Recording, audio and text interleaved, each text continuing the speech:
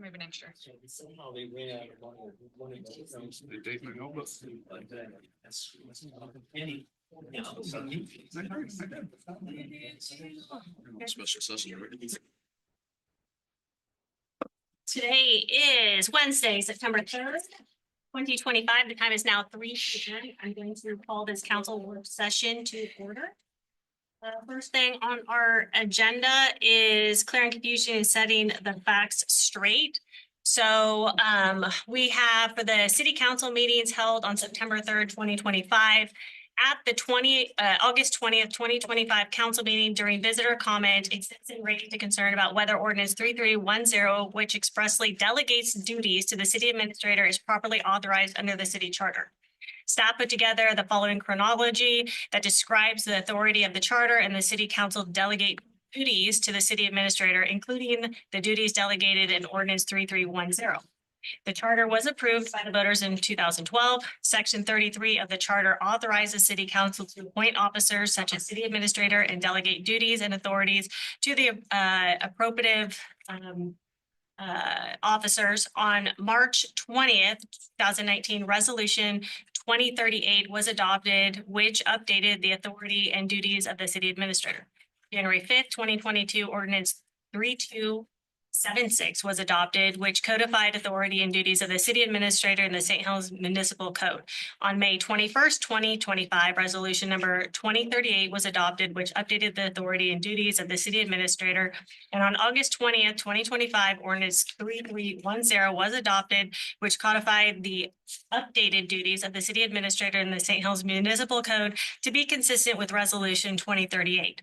One of the specific topics raised by the citizen comment was whether the city administrator had the authority to sell real property.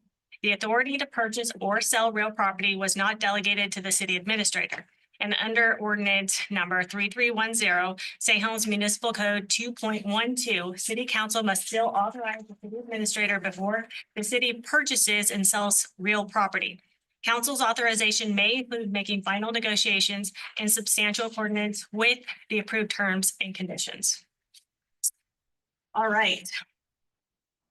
So now we will open up for visitor comment. Now's the time for visitor comments. The visitor comment period is an essential part of local government meetings. Please address your comments to the mayor and council members. The city council will take all input into consideration. Please limit and share your share to 3 minutes or less. And observant for Oregon open meeting laws, this isn't a time for dialogue, but rather a time for us to listen to you. Responses to visitors' comment, if needed, will be published in the next city council regular session packet. Please provide contact information signed in the sheet at the back of the room in case they need to get a hold of you for clarification. And when you come up, please state your name for the record. So with that, we'll take the first public comment. Good afternoon, Mayor, City Council, Steve Toski, citizen of St. Helens. This is one of those ounce of prevention versus pound of cure things. I'm returning to discuss the water rights the city has regarding the Arcadia project and the contracts that have been put out for the public review. The city claims that it has the right to pull 40 million gallons of water per day from the Willamette River, the Columbia River Channel. And there was a discussion that I came more than a year ago saying we need to be very careful about what the water rights are and make sure that we don't accidentally transfer those rights away. The way I'm looking at the mechanics of the contract is that the city is going to transfer all the right, title, and interest it has in the portion of the property to Arcadia. And I don't know from where the water rights are derived.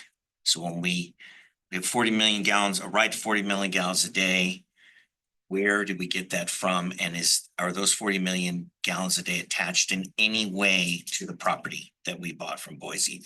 That's the question. And if those water rights attached to the property we got from Boise, those water rights need to be excluded from our deed to Arcadia because we're not intending to sell our water rights. The way the contract is structured right now, the city is agreeing to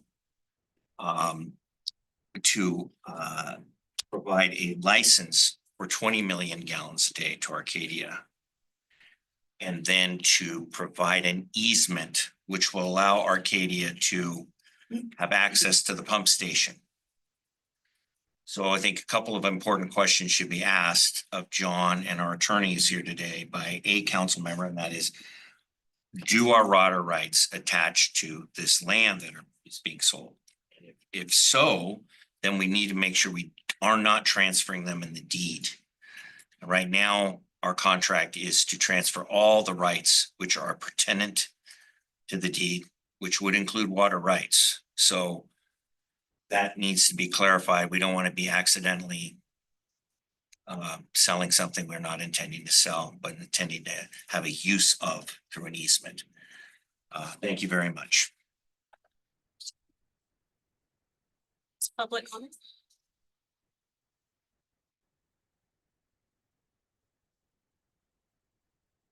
My name is Leslie Wilson. My husband and I have lived, he grew up here. We lived in St. Helens for 45 years. Our kids grew up here. We spent much time out on the river and on Sand Island. And my concern is about the ferry. We were first told, well, first of all, we would take our kids. We had our boat down here always, and we'd take our kids out in the boat. Well, then they grew up and had kids. So now we have 6 grandkids and kids and in-laws, and we can't all fit in a boat. If we do, it's like 3 trips. So we were told that there was going to be a free ferry going across to Sand Island, and we were thrilled. We thought, oh my gosh, this is going to be great. We'll go down, tip the guy, and then we can ride back. So we did that. The first summer it was wonderful, and we spent lots of times on Sand Island. And then a year later, or 2 years, I can't remember how long, you guys know. Of course, then it could only be campers. So we went down and we were turned away, and we couldn't go to Sand Island because we're not campers. We live here.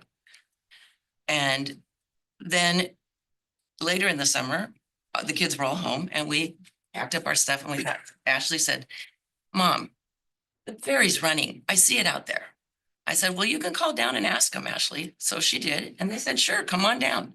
So we went down, we got down there, and they said, no, you can't ride it because you're not a camper. So I went down to the boat, and I told the guy we had called, and they had said that we could ride the ferry. So he was nice enough to take us across the island. So I smartly said, well, how are we going to get back? Because I didn't want to just be left there. He said, oh, we'll make sure you get back.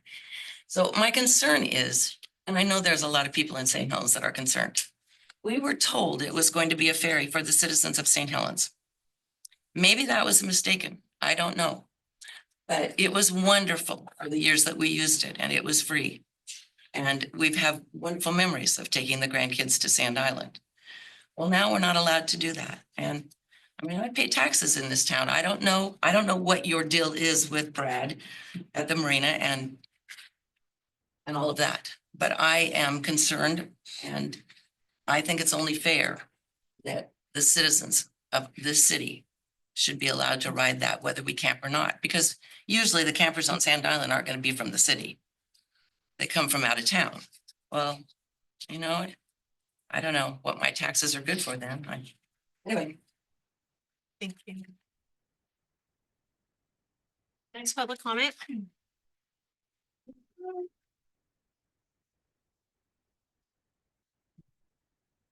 Patrick Berkeley. I'm retired from full-time teaching, so I've got time in my hands and I have to figure out ways to fill it up. Anyway, actually, I'd like to follow up on I don't have my hearing aids in, so I didn't catch the previous speaker's name. But one of the reasons I did come today was to hear about the discussion concerning Sand Island. I myself went over there a week ago with a friend. We paddled over just to take a walk. But even on the, and just to see, I hadn't been out on the island for a few years, but even with my time on the council, I began to have some concerns just about what the relationship was with Sand Island Campground and the city, and what the city's actual oversight of the campground was, particularly in view of the development that has gone on there. And I've looked at the agreement the city has, and I didn't see anything that says that the campground is going to provide free ferry transportation. But before I was on the council, I do believe when the agreement was first made, there had at least been discussion about that or some kind of understanding that one of the trade-offs for the city leasing a part of the island was that there would be a continued or free public access to residents who don't have watercraft. And I hope that gets looked at. I won't be able to stick around for the presentation about the compensation packages that are on the work agenda. I was looking at one of the sample. I think when a lot of people saw this compensation package for food for family, relatives, household members, or whatever, what's this all about? And I think it's going to be very important that our attorney does, you know, and you address those types of things. What does that mean? Does that mean that a counselor or somebody is going to go on city business over to the Big Island to consult with people and family gets along the compensation? So I think it'd just be very important to underscore that it's maybe has things to do that when the city does provide refreshments at activities and things, and family and household members are there. I think that's what it's covered, not junkets, those types of things. Third thing is, I'd just like to, I know you're going to be giving the employee length of recognition service to Dan Dieter here shortly. I saw that was originally on a joint meeting that got canceled. And at that time, I was thinking, why is it being that recognition of this fine employee being pushed to a different meeting? So I'm glad in one way for this reason that meeting was pushed aside so that Dan can be recognized for his service here in a little more formal way. He's an excellent employee, as are all of our library folks, and I'm glad he's being recognized for that good service. Next public comment. Can I ask something? Is Sand Island considered a city park? So we can address that later, but right now it's not, we can't, it's just time for. Thank you.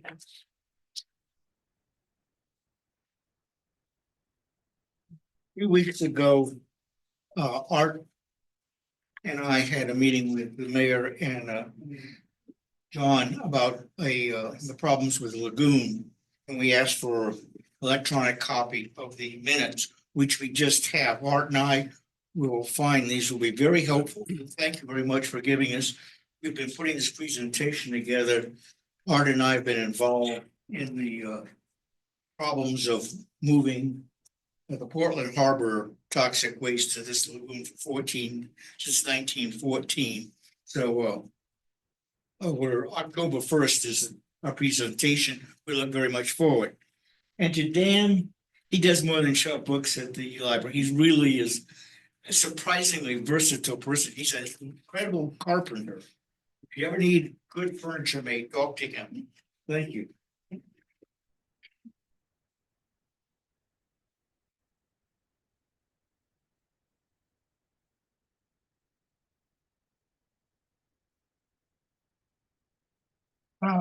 Brady Preheim. I want to talk to you a little bit about Sand Island too, since it seems to be a hot topic. I think it's a great thing. I hope that you continue it. I think there's lots of ways to get a taxi there. You have a boat you're not using. Why don't you have your tourism director use it? I do have concerns about policing on the island, and I don't think that you've addressed that. There have been incidences there, and I think that as a council, you need to figure out if there's an incident, how you get police there, and you need to work on that. And I don't know if that's with the sheriff or what, but I think that needs to get resolved so that if there is an issue, it does get addressed. The one thing I want to complain about is with all the scandals and corruptions that have happened with our current mayor and the election issues, the one thing that I believed that you would be good at would be holding accountable the construction. And while you didn't start this project, you're here at the end of the project. And as this project is ending and the punch list items are being taken down, I have a lot of concerns. And who's going to be accountable for them? Number one, there are lots of cracks in the sidewalk. And the patching job that they're doing looks like crap. It's ridiculous. You have a moratorium on cutting into concrete to preserve to preserve it. You passed a whole ordinance to stop that, and yet the cracks are all over the place. I do not see how that's any different than letting people cut it. If there's cracks, they should be replaced. They don't just get to come in and put epoxy in it. I'd also like to know who is going to be held accountable for the lighting, which also does not work and hasn't been off for now 3 weeks, along the new section of the waterfront. And they're all broken up. They've been all broken at least once, maybe twice. And who designed it? Like, gee, nobody has vandalism. They should have had a metal guard around it. And who is going to be held accountable for giving us a design that is so susceptible to vandalism? That needs to be taken care of, whether it's the architect or the construction, I don't know who, but we should not have a second-class waterfront. And finally, just the design in general. It's like we got the items out of a ransom letter. The park has different lighting than the rest of the place. And I don't mind either one of the lighting. They're both fine with me, but why would we use 2 different systems when we're a block apart? It's dumb. It looks like we hodgepodged it together. Who is going to be held accountable for the fact that if we were doing a waterfront, why didn't we have a cohesive plan so that all looks like it matches? We use metal benches here, we use wooden benches here, we use this light style here, and a block later, it's a different style. That does not make any sense. And how do we address it? And who is going to take care of it? Next public comment? We have anybody online? No. Hey. All right, so that takes us into an exciting topic, which is the employee length of service recognition. Suzanne, would you like to say a few words about Daniel, and then with her giant library. yeah, I love that you're here and doing this. And then we'll get a picture and congratulate him, but the council up here definitely does want to, before she says her words, celebrate your 10 years of service. So it looks like you started working for the city on August 6, 2015 as the library assistant, and you still serve in that capacity today. So this is a huge milestone.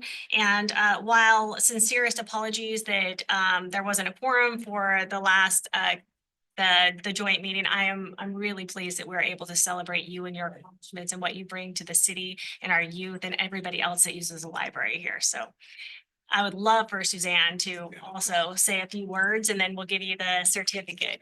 Well, in a long list of achievements, I did want to say that Dan was the City Employee of the Year in 2017, which is, one of the ways that the city acknowledges his hard work. But what I wanted to talk to you about today is how popular Dan is and how many times people come into the library looking for Dan. And a few of the reasons are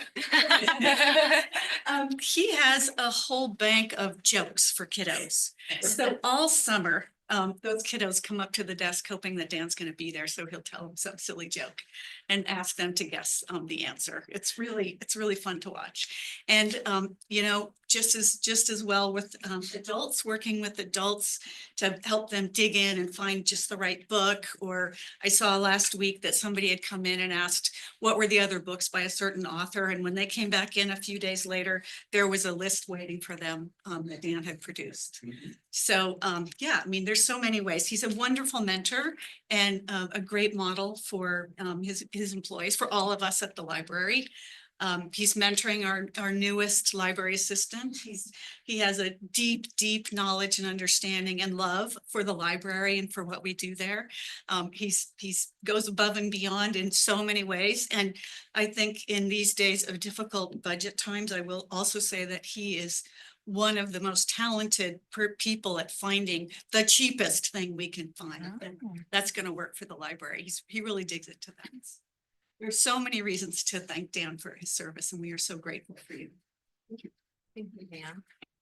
What, Crystal, could we get a picture with all the council? That's kind of been the thing, like, I like all council to be in these pictures, it's all of us, and so is there any way that you guys could come up to the front and we'll give you this, and Suzanne, would you please be in the picture as well?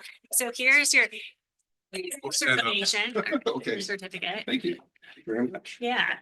I just like it when we're in group pictures, I think it's great, so, Bring the library card there. yeah, We're gonna yeah, do that next. Oh, we do that. I know, We're gonna do I that have to next. just stand to the side, so, Yeah, I don't want to block you. yeah, you're good, you have to stand between you and John. No, you're good. In here too. Yeah, you're in the pictures. Right, tell us where to go. Chris, tell Dave. Yeah, well, let's Let get me hold this out. by Jessica. Yeah, come So, over here. can you see us all now? Okay. The field, depth of field. There's none. Right. 3 chairs for Dan. Hey.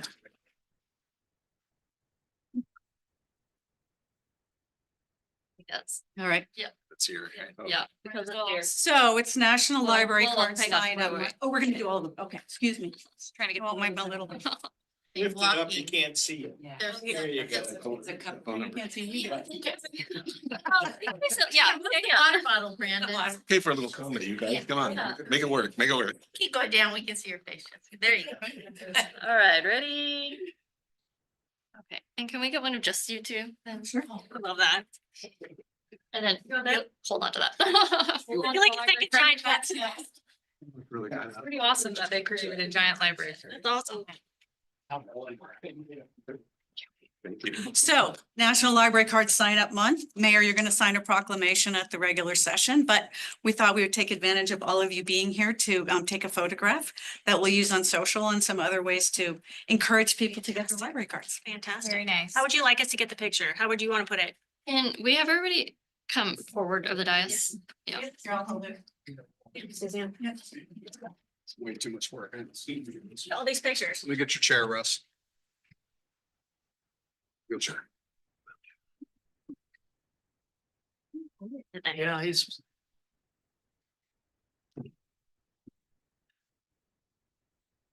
Special shirt today. Of course you did. Oh, There you go. that way I won't be in front of my head. Yeah, and thank you. Sigh. Great turn, sir. It's like, all right. Want Suzanne in it? We'll do one with just council, then we can do one. with- Yeah.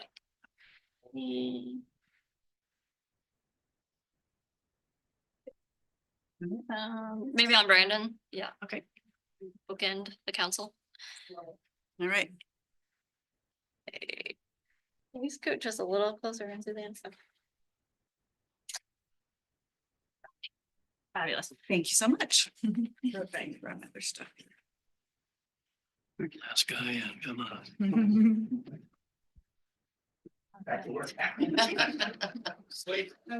the other side of me. Like a maze. That's fun.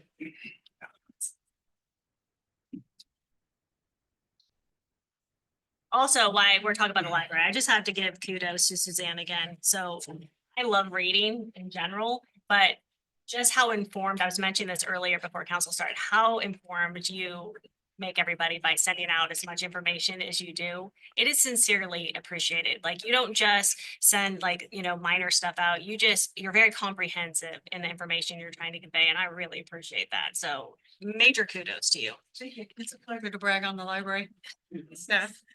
All right, so we will move into quarterly reports from city departments.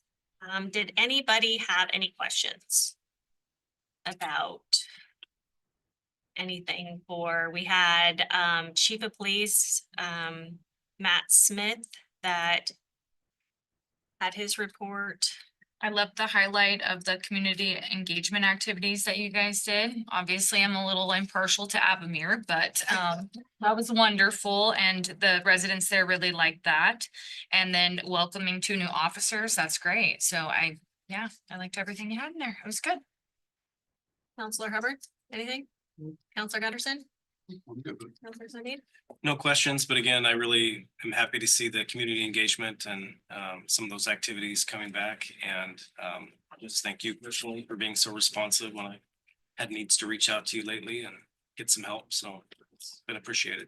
Absolutely. We're going to attend the senior healthcare fair next week, and then we have plans to visit some more licensed care facilities. I'll see you at the senior health fair. I only had one thing on staffing, and it may not be the time, but I'm just gonna take it anyway. My understanding is the last staffing study was in 2012. So I'm hoping to get a general consensus from council to at some point in the near future, try to get something set up so that an actual staffing study can be done so that we understand where we should be based on our population. And even if we're in a financial crisis, we have that transparency and we know what we need to be working towards to have the appropriate officer per person or people for the population. I think there's no reason to not do it. So. Is there any opinion on that? No, I agree with that. I was gonna ask you, and maybe I missed it, but how many officers do we have now? Currently, we're down, we have 3 conditional offers out, so we're down 3 positions, and we just hired 2. So operationally, we are down 5 positions right now. Well, at least from a temporary standpoint, is to get 15 sworn officers back to patrol and operational by the second quarter of next year. And I believe that's achievable. Is it 2 more or 3 more? If we hire the oncoming 3 officers, we should be on track to accomplish that second quarter of next year. Well. I'm trying to get a staffing study for years, so you know So how what mine work. do we need to do to make that happen? PSU does one for free, I believe. It was the last one we had. I don't know if there's other ones or if that's something that the. I do have some contacts and we've gotten pretty close to doing it. Okay, well, let's not be close. Let's just get it done. Let's just do it. I have some contacts through the Hatfield School of Government as well, where I attended. So the only request I would have is to have some input in the methodology of the staffing study before they begin their process of collecting data. We can, is that a general consensus that we direct John to help get that done? So we'll have some idea. Yep, okay. So along that line, has there been any movement on the overuse of certain areas? We'd have to ask, Ashley, you're talking about what I call the excessive use fees, and then it was the nuisance fees. I think they were trying to call it. We need to get an update on that. John, do you have an update on that? Ashley's that. Okay, so good call. I don't want these things to fall off the radar. So I'm glad you're bringing it up. That's why I need to put it back on my little roadmap, but the nuisance fee, it's been circulating a little bit online too about just the use of particular areas and the draws in question. And I think that something we should look at. All right, did you guys have any questions for library, Suzanne? I didn't. I looked over her report as well, and I was excited for the genealogy conference with Brandon and the mayor, so that's exciting. Cool. Yes, so I will mention it twice, actually. We're just gonna go through it. So it's Many Lands, Many People. It's the 2025 biannual Columbia County Genealogy Conference. Exciting. September 2025, nationally recognized presenters. It's free. People can participate via Zoom or in person. It's sponsored by the Friends of the St. Helens Public Library. Pre-registration is requested but not required. How do we register? You can go online onto the library website. You can also come into the library and I'll give you a piece of paper. Some of the topics include, but not limited to, finding exclusive ancestors, finding and learning from poor ancestors, Eastern European, European genealogy, Black American genealogy, dual citizenship and right of return. And then there's some stuff on people who are also speaking about it. So Pam Vestal and Janice Sellers. So I don't know. I think this is going to be really exciting. It's great. It's very popular. We do it every other year. I wish we could do it more often. We have we have a resident historian here, but I don't think we have anybody that I've seen so far that's just really keen on genealogy. So Brenda at the library, it's one of her passions and she's really helpful. She's the one that's really driving the genealogy work at the library. is Brenda, remind me, is she the one that I asked for some additional information on? I think it was mental health and things like that. Did she provide all that data? Yes, she does. She's also a she's librarian. Gotcha. Fantastic. So sign up. I'm And then going I to. seen your expansion of the makerspace and that looks like it's coming along, so that's very exciting. Yeah, Things are happening at the library. yeah, lots of things. Yep. Okay. All right, so then that moves us into the annual report from the St. Helens Senior Center. Anna, welcome up. Hi, it's Danae, by the way. Danae, thank you. Yes, Thank and you for correcting me, Danae. yeah, would it be okay if I shift this just ever so slightly and so I can see everybody? Sure. Okay, thank you. Well, I've got a lot to talk about today. It is an annual report. I see I've got 15 minutes on the agenda. Please let me know if I start to get close to that. And if it's helpful at all for people to ask questions. This is my first rodeo, but if there are questions, I'm happy to do my best.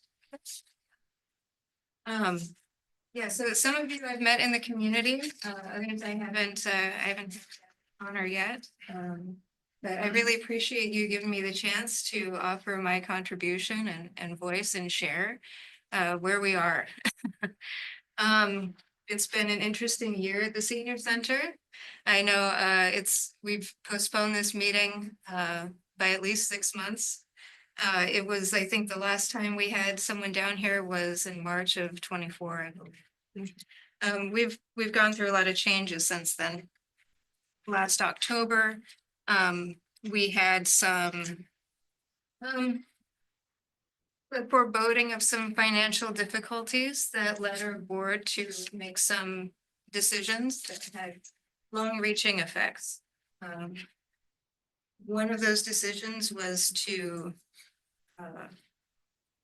hand back the responsibility of the meals program to community action, CAT. And the other was to lay off the majority of the staff from the senior center.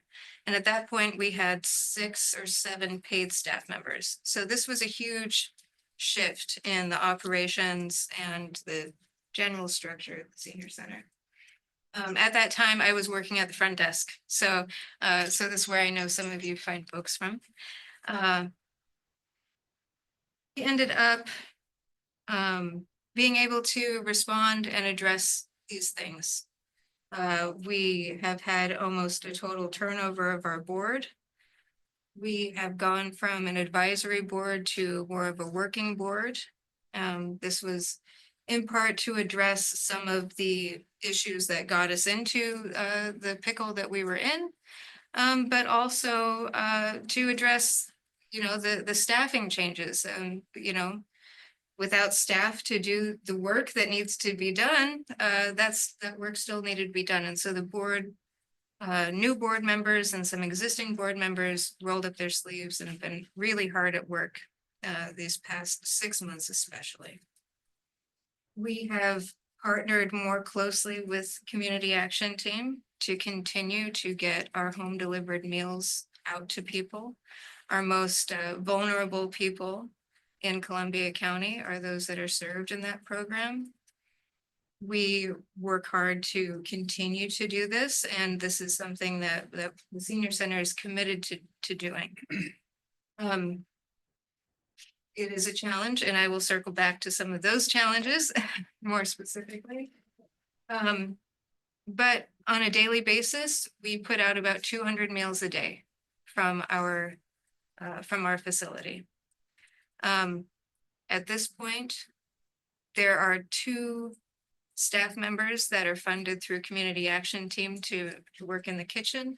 And I am the only other paid staff at the senior center. And this was a recent development. And everybody else is volunteers. It's a vast amount of people. The last time I looked at our volunteer count, which I'm still familiarizing myself with, but we have in the St. Helens Senior Center right now, something like 256 registered volunteers. And they span a wide variety of jobs. We also have our main source of income is Top Notch Thrift Store. And we have volunteers that help over there as well. Where we've been is that we're in a good place, all things considered. Top Notch makes us just enough money to keep us about breaking even these days. We are, you know, graciously using our city building here and have partnered with the Public Works that takes care of us, you know, things and take care of the building, and we're immensely grateful for that. We run such a tight program. Really, any additional things would be quite difficult. So having the facility use of the building is monumental for us. Let's see. So we're breaking even, you know, as far as keeping the senior center going. What the senior center does specifically, we've got activities every day, Monday through Friday. We've got exercise classes, art classes. We have Tai Chi and billiards and cards and all these things that are really a cornerstone of, you know, people coming and finding community. And especially for our seniors in the community, these things, you know, it's important to have a safe place where people can come. We also have a lot of community resources. We have a food pantry. We've got a medical equipment lending program that is open to everyone. This is one of our, it's a little bit of a hidden jewel, you know, a lot of people, I'm surprised, don't know what we offer there. On rent or? No, we get things in on donation. We ask that they sign a waiver, and people are welcome to use these things as long as they need. We'll have wheelchairs, you know, walkers, all sorts of things, you know, and it could be, you know, that someone's gonna get a hip replacement, you know, and they'll come in and get the full suite, you know, of whatever they need, you know, and then 6 weeks later, we're coming back in the door, you know. So it's a really valuable piece that we offer. These things are expensive, you know, like everything.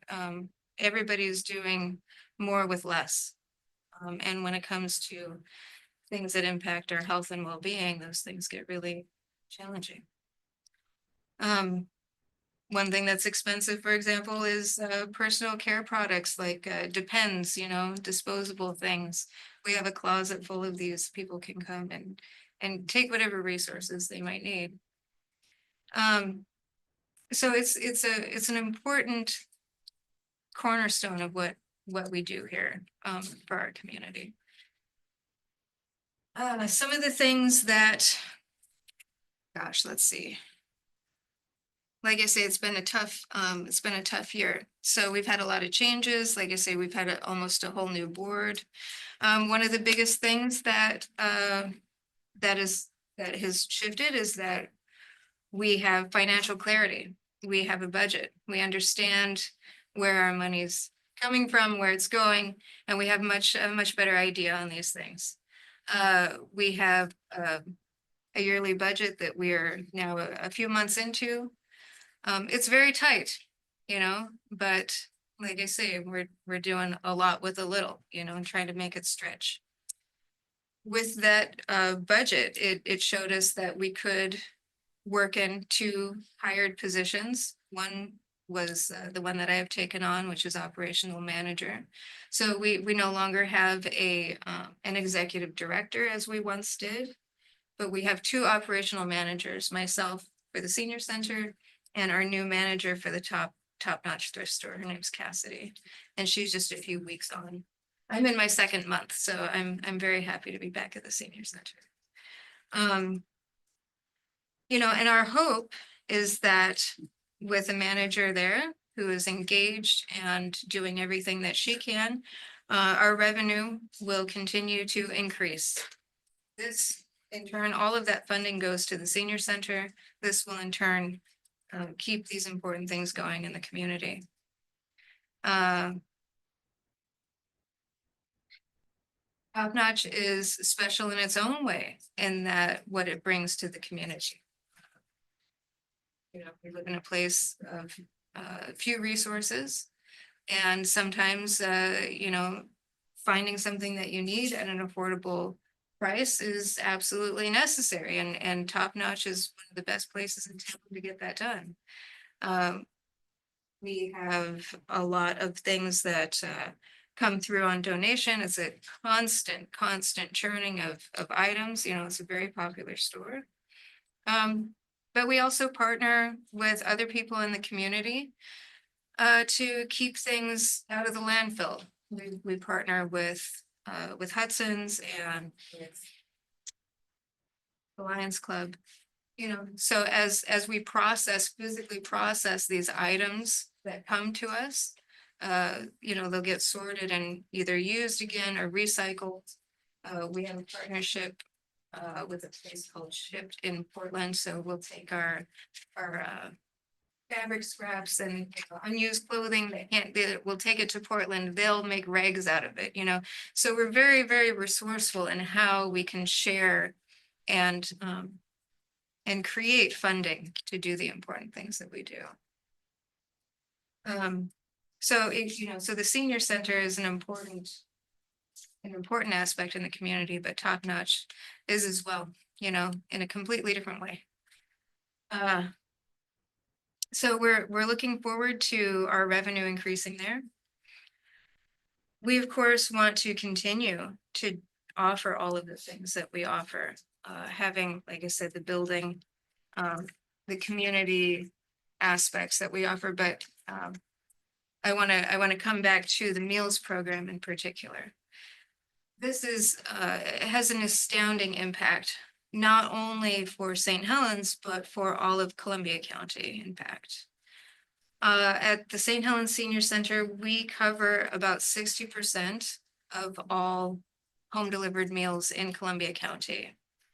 This was one of the main reasons why it was so important that we continue to find partnership with Community Action Team. Because of course, without supplying food to our most vulnerable people at home, which is its own huge impact. If the St. Helens Senior Center were not able to continue to do that largely because of funding,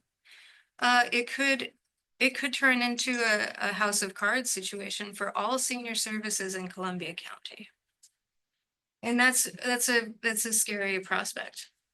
You know, we want to make sure that we can continue to do these things for the health and benefit of everybody countywide.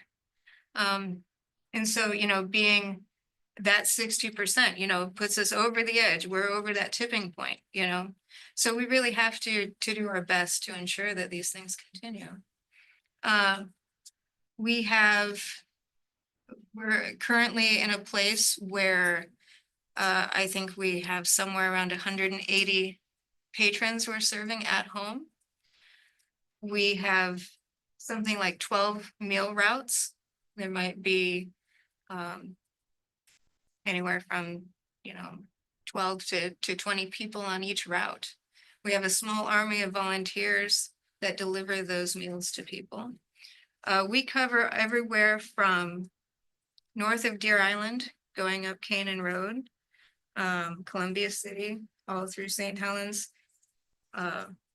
Warren, all the way up to Yankton Store, and then all the way down to South County to Rocky Point.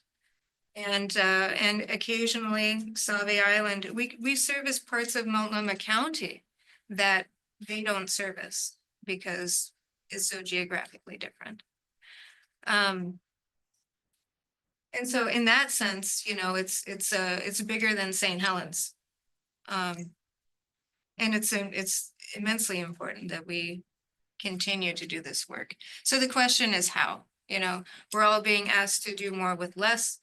Food costs have increased for us, I think, 27%. When we're looking at feeding 200 people a day, it's an insane cost. The cost of meat, the cost of everything has increased. Even the packaging, you know, much of our packaging, which unfortunately, we don't have a way around it, you know, to be able to deliver these things. We need packaging. Packaging comes from China, you know. We don't know what the effects of certainly federal cuts might be.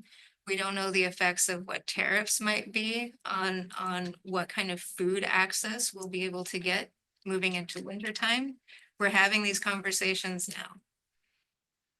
We have been really lucky in that, you know, it's the summertime and it's very abundance, you know, people are bringing in garden produce. We've got zucchinis coming out our ears, you know, it's lovely. You know, and so we invite these things, we depend on these things, you know, and these, we're talking about some really good food that the cooks are putting out. Everything's made from scratch. That keeps our costs down. But it's the most healthy thing we can do. So we've got, you know, we've got three main ways where we can ask for help. You know, one is, of course, you know, money. We need money. We need donations. We need support. That can look like a variety of things. We need time. We need people's time. We need volunteers. We are actually really hurting right now. Volunteers, we even, please give me the problem to have all the money in the world. We can't do it if we don't have volunteers in the kitchen and we don't have people running routes. You know, so we need people to give their time. Unfortunately, people, again, are doing more with less. And so people are having to work more. They don't have as much time to give.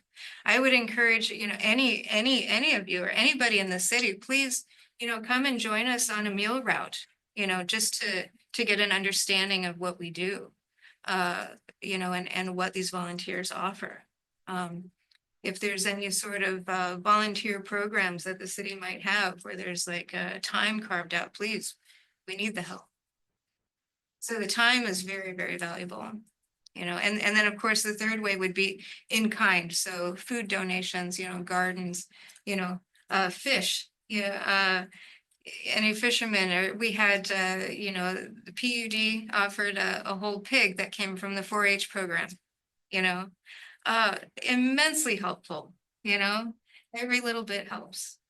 So, so those, yeah, so those are our main ways. Yeah, we need volunteers. I guess here's the one that I'll end on is that, you know, finding a sustainable way for us to support our community in all of the ways that I've mentioned. But of course, it comes back to, you know, seniors and those in our community. What I hear is that in the next few years, 1 in 5 people in Columbia County will be seniors, you know, so, and we service so many people, you know, not just seniors. So, yeah, here we are. And I'm really happy to be here and to give you this update. It's been a difficult time, but we're down there working very hard. Yeah. A few questions. Thank you for all the information as well. And I actually would like to go on one of those meal routes. I would like to, so I'll hook up with you. I'd like to go see how that's done. Lovely. But also I have some questions on first of all, the money and donations and just in general, like, how are you guys publicizing that to try to solicit that type of, whether it's in kind or monetary? Like, I don't personally see a lot of that, like pretty quiet on the senior center side. So just kind of curious if there's plans on how to better promote that. Yes, exactly. So this is part of it, is that, you know, we've been trying to assess our situation and clean up our own house. We've got a lot of new talent coming on the board. We have a couple open board seats, and we are identifying the skills that we are looking for in those people. One, of course, is fundraising and grant writing. But exactly what you're touched on is that we need marketing. You know, we need marketing and plans for these things. So my next project is going to be working on a volunteer campaign and figuring out how we can tap into our volunteers that are already in our community. You know, we've done a fair amount of outreach, you know, for new volunteers, but yeah, we want to do better in communicating with those that we already have, you know, so yeah, you're absolutely right. And we haven't had the luxury of and bandwidth to spend on that topic yet, but it is coming. And then the second thing I had, you mentioned the things that St. Helens does do to partner, right? And it's extremely vital. I'm also curious on other municipalities throughout the county, since this is a more widespread support system than just St. Helens. Are you getting the same type of support in any type of either monetary or anything throughout the rest of the county? Well, so I've got two answers to that. One is that we have the AAA board, the Area Agency on Aging. And as the representative of the senior center, I also hold a seat on that board. And that's a place where senior centers can, like all senior centers in Columbia County, have a seat at that table, so we can get together and share and support each other. There's also space for community members that are involved in aging services or anything really related to that to also be a part of that, because in its core, it's an advocacy group. And I would like to see a little bit more advocacy come from that. So that's my hope. You go to other city council meetings and also give a brief on what's going on? No, this is my first. Okay, well, that might be a suggestion for you, right? Because what you had to say was extremely insightful. I mean, 1 in 5 seniors and where we're at with food costs and every service that you provided that I didn't know. And especially even like the medical services, like not the medical services, but the equipment. That's a big deal for a lot of people and that's a great service. But if we're, that promotion type, so I would suggest that too, is to engage the other city councils. So, That's a great. and you did a fabulous job presenting here, so. Thank you. Yeah, I'll answer your question though, my second part more directly. We don't deal with so much of that as the senior center as far as funding. Because right now, Community Action Team has taken that ball. But I did hear that there was some support from Scappoose that had gone to them. And so that was lovely. I know that, we tried to work this out, or had some conversation around this. Because Scappoose Senior Center had been a meal site in the past, but several years ago had given that up and we had assumed it. And so for now, maybe like 5 years or so, I think that we have we've serviced Scappoose as well. And so this definitely has an impact on our financial situation. Yeah. So there you go. Yeah. Anything else? Oh, you did a great job. Thank you. Thank you. It was lovely to be here. I'm happy to hear that you guys are stabilizing. I know it takes a lot of work to kind of restart. So I'm happy to know that that's happening and that there's a lot of focus going on, because I was very scared about losing the senior center. So I'm happy to know that you guys have found some stabilization and have something to start from again. So good job. Thank you. Thank you. Yeah, we're very happy to. We've got a great team going. So I'm very hopeful. Everything is as good as it could possibly be for the situation that we have. So, yeah. Thank you so much for all your work. Thank you. Thank you. Takes us into discussion regarding the relationship between St. Helens Sand Island Campground LLC and the city. John and Brad Henderson. All right. Welcome. Thank you. Thank you for being here. Start off with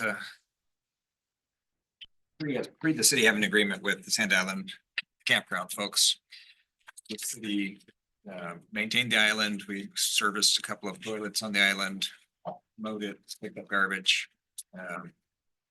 All our shuttle boats. The campground was just kind of a wild, untamed place over there, and reputation for being the Wild West. And council looked at that and thought of ways that maybe that better. And, this model of a privatization of not so much the marine park, but just the camping rights to maintain those facilities, maintain the island, and the natural was working with Sand Island Campground, so. That was in 2019, so. So I was gonna ask you. So. We got a 10-year agreement. There's a couple of extensions in there. There's some check-in points. Good first one, so. Brad, do you want to talk about how things are going on the island? Yeah, and I'll comment on what I heard when this meeting first started, as far as the free shuttle and stuff like that. Before we started the campground, we checked in with the Coast Guard because any kind of extra commercial traffic or something has to be okayed and ran through the Coast Guard. But when we told them that we were gonna be running a campground and then it was going to be a free shuttle, they said, that's great. It's fantastic. There's no money changing hands, nobody paying for the shuttle, everything's fine. Well, we started the campground and there was traffic. Our shuttles, boats are going back and forth, every 5 to 10 minutes on the weekends. Yacht clubs come in and use the docks and they started to complain. Like, you guys are bringing too many people over to the island. Well, first of all, it's not your island, but anyway, so they complained to the Coast Guard. Coast Guard talked to us, and then they said, well, we're gonna have to have you get pilot's license now for all your people. So that is a process. It's an expensive process. And so we got to a point where we didn't have enough captains to be able to run a shuttle 7 days a week. So we moved the shuttle down to just camping 4 days, Thursday through Sunday. And then that's also why we were unable to provide the free shuttle anymore, like Monday, Tuesday, Wednesday. So it just didn't work. And then Is there some type of law that was cited that you had to have a pilot license where you didn't have one before? it's very gray, Mayor. And I'm telling you, if I pushed it, I think we could get it through.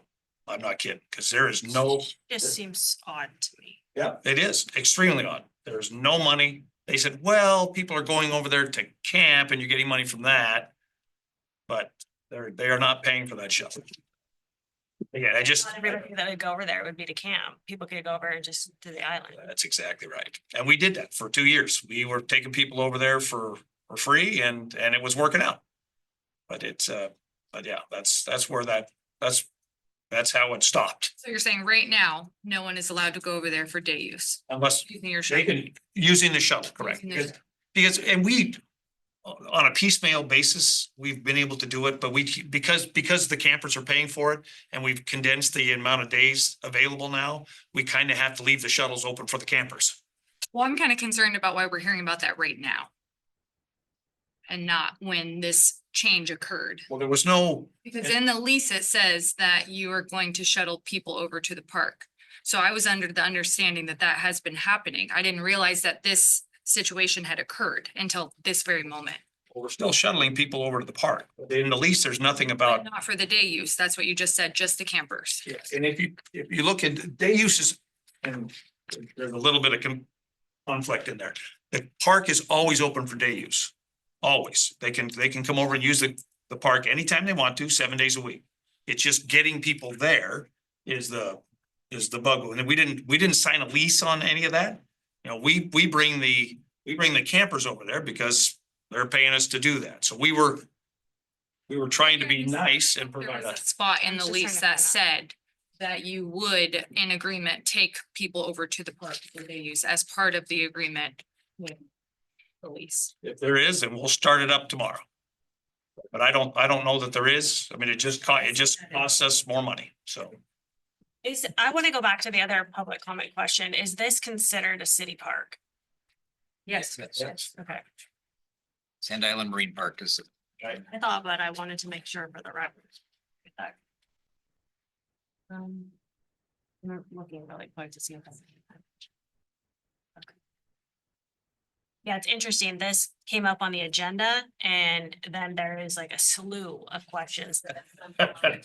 Well, it is, and there's a reason for it. I mean, we are definitely, the island is getting used.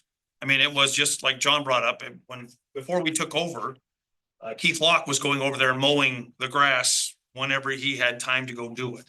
I mean, it was, well, he was 70% blackberries over there. I mean, it's just now it is a very there's designated paths, there's lots of campsites, we've put almost $500,000 into building some cabins over there and a group center. So we are trying to develop, How many, The city, how many campsites are there right now? I think 80, How many were there originally? 35, I think, something like that. What do we have for sanitation over there? We have 3 pit toilets. They're combustible, I assume, like type thing. Okay. Who cleans those? You mentioned, John, you mentioned We some, clean them. so you guys, the city doesn't pay for any type of service to clean them. So, Do you have a host on the island? We have a host, we do have a camp host, but he stays at the marina. So He's not living on the island, because that was a condition of the lease. I did read that in there. there's a reason for that. And I don't know if you want to, we, police presence has been a ongoing problem. love this topic. Yes, we We're can, always gonna have a host on the island. well, our host got abused. There So, was physicality on his daughter also. okay, so let's walk this back so we can take things in order, because I feel like we're coming at you with a ton of like questions. Okay. It seems kind of aggressive up here, but it's like, it's elicited a lot of feedback, so let's like, Yeah. for a second. Like, what was your question specifically on the camp host? Like, let's. talk Well, about I that wanted to first. know if there For was the a host contract. living on the island. And there's not, is what There was to start with. but not right now. And I That is just went correct. there 2 weeks ago, so I know exactly the current status of the island. How long ago did the camp host stop? I'll say 2 years, I'm guessing, maybe a year and a half, but probably 2 seasons, I would guess. So, is that is that a contractual requirement? It's in the lease.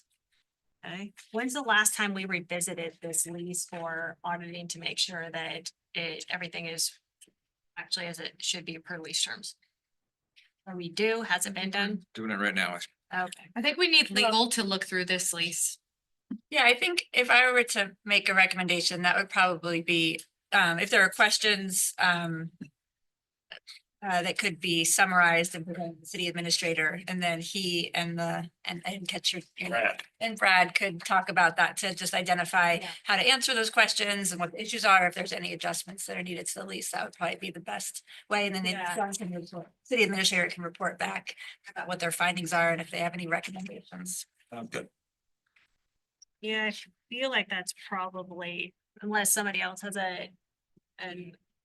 any other impact. I mean, there's a lot or input. There's quite a few questions that have come up between camp hosts, toilets, COIs, parking.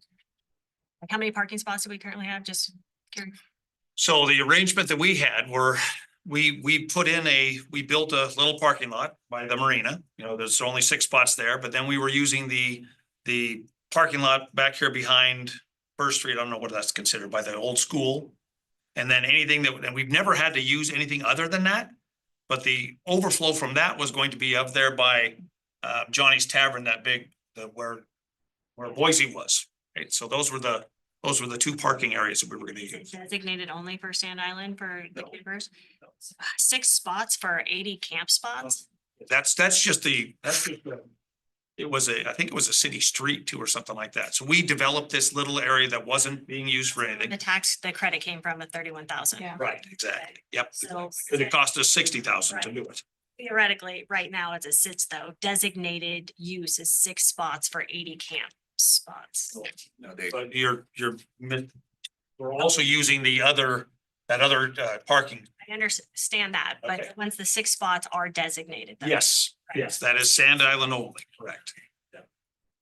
All right. And they run a shuttle service. They actually shuttle Yeah, campers to their cars, pick up their. I've seen that. I participated in all of it. So And that costs about $500 a weekend, just so you know.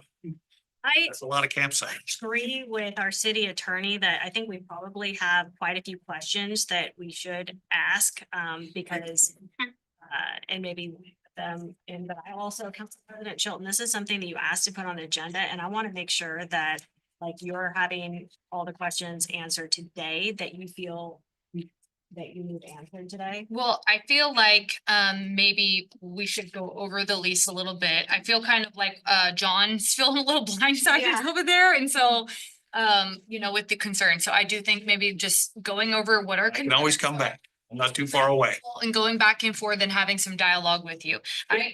I've just been on council for almost 5 years and we've never talked about Sand Island. I've never understood the relationship. Yeah. And I camped there with my family and my kids. So I do have some concerns when I was there, like in person, the safety and Yep. the, you know, the cleanliness of the park. So I have some things like that I would like to be addressed, but they don't have to be addressed right in this moment. We can use the process that you know, started here with going through John and making sure legal has some eyes on the lease and making sure that we understand, you know, what we've asked you guys to do and what's being done. Exactly. So. We wanna bring up enforcement at all? Chief, do you know you know the whole problem we have over there and everything? Yes. Okay, all right. So if you can talk to them, yeah. I'm right into the problem. Yeah, I'd like to have, I think that is a separate but equally important conversation. I've said it on multiple occasions with the water taxi and everything else. I personally have very big concerns about the fact of not having police services. We don't have, as far as I know, anybody that's qualified and able to go over from St. Helens. I don't know what the IGA looks like that you have or the city has with the sheriff.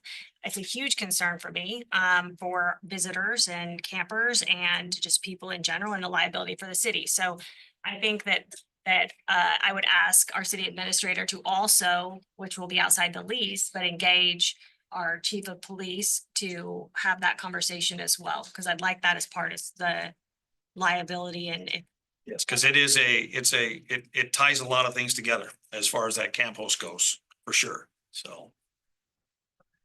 well, I mean, if she's been on in all fairness, if she's been on council and she didn't know there's not a camp host and there's an issue, that should have probably been brought at that time with public We safety. brought it up.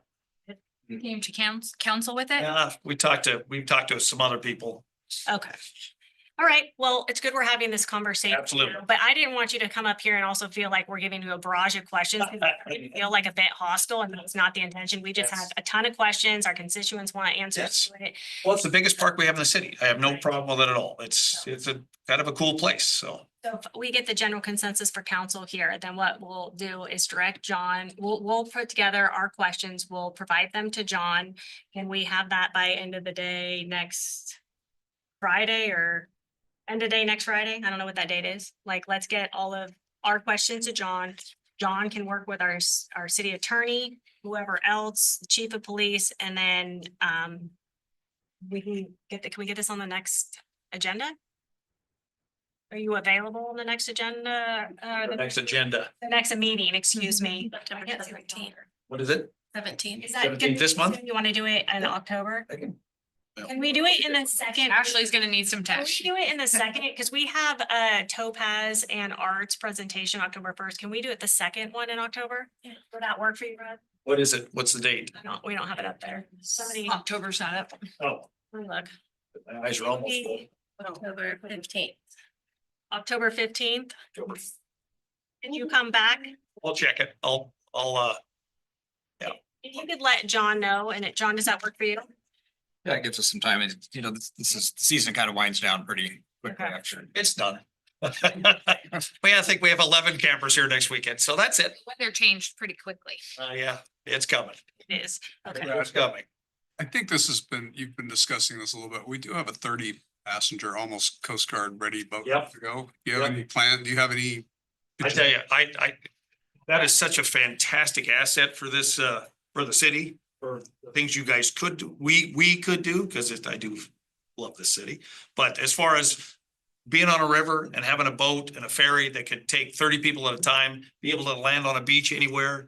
I mean, it's a fantastic asset. It'd be a shame to see it go away. You know, I mean, it's certainly something that the island could utilize. And at some point in time, it's going to be your island. I mean, that lease ends and it's the city's asset.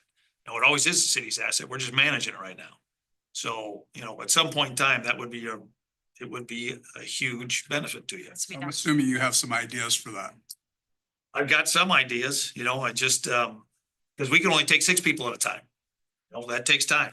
So your camping experience, you know, It's a lot of waiting. it's a lot of waiting, right? I mean, and it's hot. It's, Probably about 40 minutes, but we had a big family. We had multiple campers, so. and I don't, yeah, And it then just, one of the boats broke down yeah. by Savi's Island. if you got an extra 10,000, I'd really like to have it about now, because that's gonna be that'll be another motor, yeah, but that's just it. I mean, that's another thing about the free shuttle. Boats are expensive, lots of maintenance, lots of fuel. What they say, the best day is when you buy your boat. Best day is when you're selling it Yeah, to.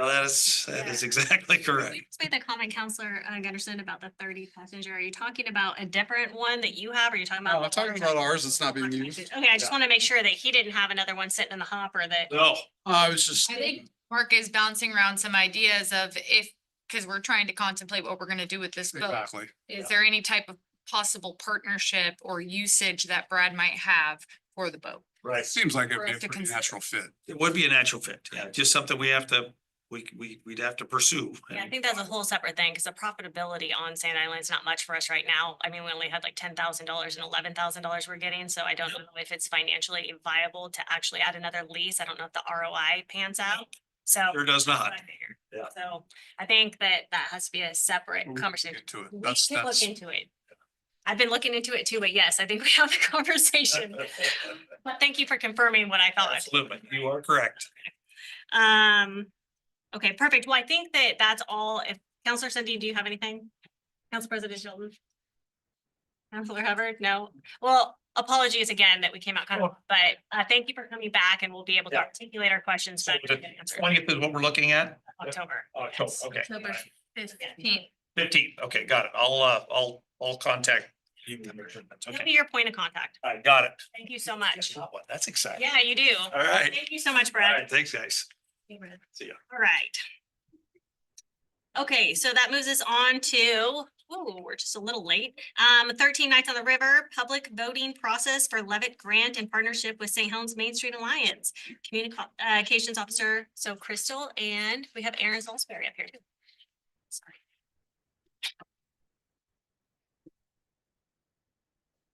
It's been driving you crazy. Names were slid out. Oh, And it was bothering. Like, did you guys Making us swap less us? than- you can't even get a picture without us messing stuff up. We can't have nice things. No. Okay, take it away. Sure. Well, so here we are. We are very excited about that we've made the first cut. And as I mentioned to you 2 weeks ago when I was on the phone, we've made the first cut for this Levitt grant. There were over 300 applications nationwide. We are in a pool now of 100 applicants. This Friday, public voting will open. And public voting will determine whether or not we make it to the next cutoff round of only 50 applicants remaining. We do not know how many Levitt grants will be awarded. 2 years ago, there were 33 that were awarded. What this means, the tier that we are in, what it means to the city of St. Helens is this grant is specifically for, if you can figure out what it is, public, free, music, concert series, outdoors. We happen to have one of those.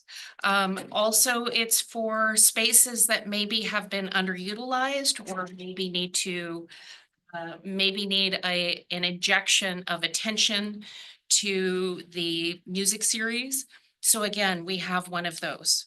So this is all about 13 nights. What it will mean if we win this is $40,000 a year for 3 years. That effectively would double the budget for 13 nights. And what I would like to encourage you is to think of it not as replacing your budget dollars. The whole goal of the grant is to allow the city to up-level the musical experience by hiring perhaps more expensive musical acts, perhaps supporting some infrastructure, perhaps making a better value proposition for sponsors.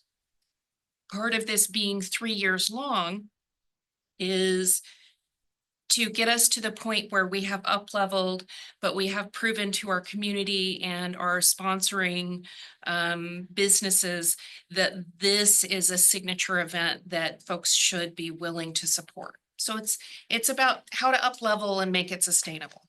That's exactly what it is. So we need all of your help. Unlike perhaps other voting processes that our citizenry has been very involved in the past. And John rightly pointed out that the McCormick Park play structure with the Blazer Foundation, right? I remember voting every single day through the pandemic. It felt like again and again and again to vote for that.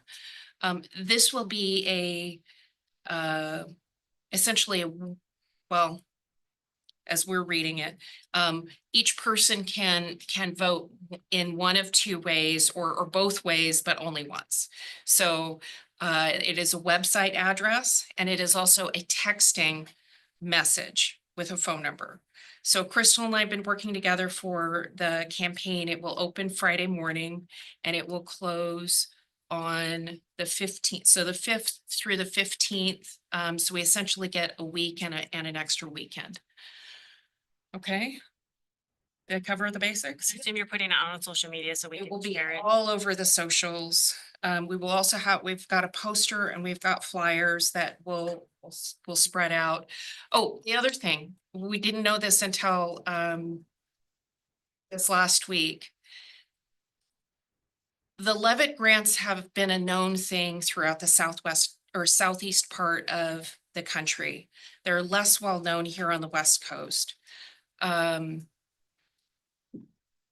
terms of this 100 cities that are vying for it right now, and we're trying to get into the last 50. In the Pacific Northwest, there are only 5 of us on the list. There is Applegate down in Oregon is the only other Oregon city, Olympia in Washington, and then 2 cities in Idaho. So we should be kind of a Portland Metro local favorite. And part of what I guess we would pitch to you is please share far and wide. This is not just for the Pacific Northwest in terms of voting. This is one of those things where, yeah, leverage everybody that is at your family reunions on the East Coast, any professional networks you've got, LinkedIn, whatever. This is one of those times where every eyeball will make a difference. Every vote. So I've been working since we received notification of the rules for the last week or so. The city's partnering with Main Street to kind of do the big lift on the prep work for Friday for voting. So we had to send a press release out already embargoed to the local media so that it would be ready to go since it's such a short voting period and based on newspaper deadlines. So that went out last Friday. We will send the press release out for immediate release this Friday at 10 a.m. That's when voting opens, is at 10 a.m. on Friday. We already have social assets put together for Facebook, Instagram, and X. We have a newsletter prepped, special newsletter prepped and ready to go that will go out to everybody at 10 a.m. on Friday, encouraging to vote on the city's end. I have a list of partner agencies that we will send all the assets to encourage through Main Street, SET, Keep It Local, Chamber of Commerce, that we can share short messages that are packaged and ready for them to go so they can promote natively on their end, or they can just share through our social channels. We will probably support some boosted posts on the city's end. And then we created a poster and a postcard that Main Street will take with a small grant that Levitt has already given to help promote the event and produce those to distribute around town. So gonna try and spread it far and wide. Again, I think that this is a great partnership. It's not, and to be clear to anybody who might be listening, Main Street is not trying to take over 13 Nights by any way, shape, or form. This is purely about bringing more resources to bear on an event that the city has already identified as being an important part of the fabric of what makes our downtown and our city worth being in. Live music is amazing. This is just purely to support there being more of it and a chance for kind of more excitement. So our only function as Main Street is to see if we can land this grant and to turn it over to the city's identified event producer for use next summer. That would be the goal. And Treadway has already been informed. They're aware. Yeah. Part of the grant requirement process is that a nonprofit is the one that applies, so the city can't be applying for the grant, so it needs to be through. And an event partner. producer cannot apply. So that is purely what this is about. And I'm thrilled to have made it this far because we've had a lot on our plate as an all volunteer board, and it's landed exactly when we're trying to get our own music festival off the ground for September 20th and a whole lot of other things that are kind of percolating below the surface, but we are very excited about this as a real possibility. We hope that our citizens in St. Helens and in fact throughout Columbia County will be as excited as we are to support this and see what we can do. I appreciate that you guys came in, because when you were on the public comment on Zoom, it wasn't. It was just the like, same, and yeah, and I felt bad. I was in Massachusetts. I'm sorry. It was just like, yeah. But I'm glad you came in today because this is really, really exciting. And thank you. It is. And the rest of the board for trying to bring more and more funds. And thank you for clarifying your position and what place you do. Oh, yeah. Because it's such a great asset for St. Helens to bring in more funds. 39 was incredible, so. Okay. Any other questions, Counselor Sundin? Counselor Hubbard? Counselor Gunderson? Nope. All right. That's great. Thank you. Let us know. Thank you. Ready to vote. Here we go. Make sure we mention that too, like. Put it on I have it on it, but if I forget it, let me know. I put it on my note. All right, so next up, we have review transfer of jurisdiction of portions of Gable Road, Columbia Boulevard and Bachelor Flat Engineering. So we have Shannon, Sharon, and Jacob. And we color coded again today, so we seem to be like matching. Jacob didn't get the memo, but Sorry, out of place. So this is not something that we've dealt with in some time. The last time we've dealt with this was in the early 2000s, and everybody's different. So this is kind of a new thing, at least for current council and staff. And this has to do with transfer of roads. We've known that we've been growing for a long time. Just in my 18 years, almost every year we've seen annexations come in. Back in 2009, we had 9 of them. So as the city grows, we have to consider jurisdiction of roads. Now roads, there's 3 entities that have roads, at least public roads. The state, the highway, obviously, and then the county and the city. And there's several roads within our urban growth area that are county roads now, like Pittsburgh Road, Gable Road, west of US 30 and some other ones. Now, how a road becomes the city's depends on how it's created. Now, any new road in a subdivision would be in the cities because it's in the city limits and subdivided. Now, a road that was created, I don't know, let's say 1929, for example, could be in the county, but eventually be in the city. And a good example of that is Kavanaugh. Recently, we've had a lot of annexations around Kavanaugh Avenue. And the last annexation, if you notice the slides showing how we've acquired property around at least one section. And so that section is ours now. And that's because it was created as a local access road, meaning it was dedicated to the public. It wasn't specifically accepted by the county.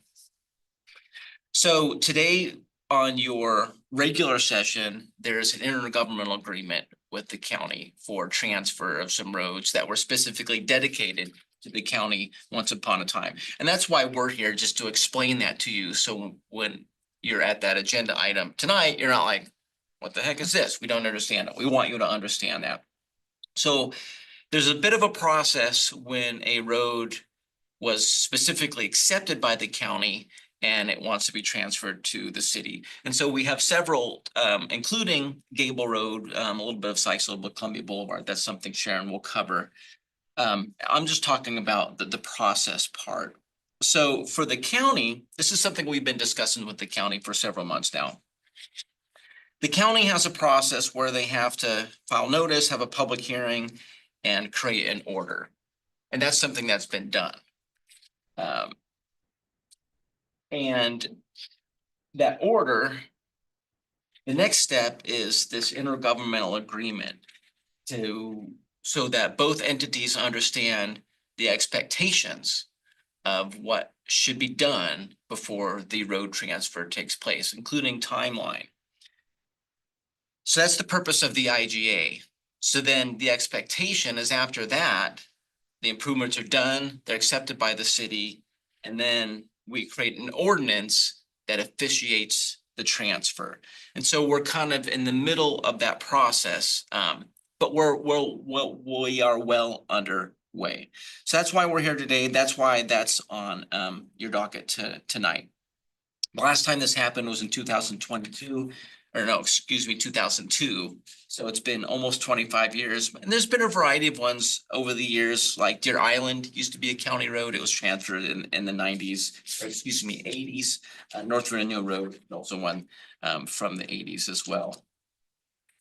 So that's why we're here. Ultimately, it'll be an ordinance. For now, it's an IGA. Sharon can discuss those details.